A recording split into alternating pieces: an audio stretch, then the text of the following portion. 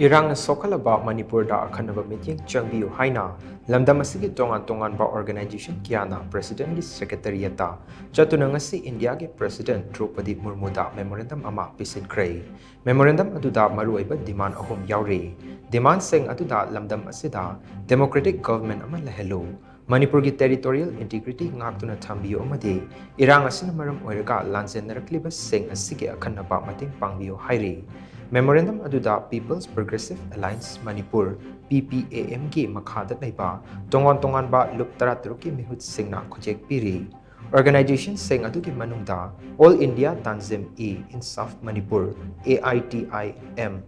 All Manipur Democratic Students Organization AMDSO All Manipur Maitai Pangal Clubs Organization AMPACO Apunba Awanba Manipur Amagidamak Amma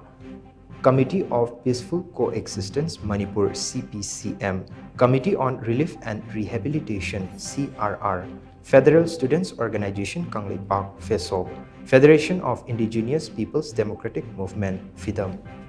Kanglei People Against Narcotics and Psychotropic Substances Kanglei PANAS, Manipur International Youth Center MIYC, Maitai Tribe Union MMDU, Nupi Union for Peace and Integrity Nupi, United Maitai Pangal Committee UMPC,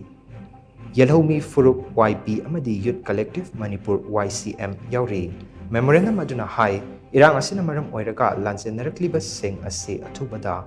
atuba matamda resettle tongnaba khongthang paikat piyo. Amaromda lamdam asigi lifeline oiriba National Highway singda economic blockade kya chatharikliba ase lephan piyo. Lamdam asigi apunba saktam kaheloi haibagi presidential order ama thoktuna miyamgi langtaknaba asi kokan piyo. Irang asida lengakna miyamgi punsi amadi lanthum ngakpa ngamlaktabadagi thorakhiba khulngakpa sing asida legal protection pibiyo. Khulngakpa sing asi international element nate makoidi masa-masagi khulngakchabani athuba matamda lamdam asigi mahusagi fibamda hanjilaknaba paikat from thokpa khongthang pumnamak paikat piyo hainasu memorandum aduna taksinke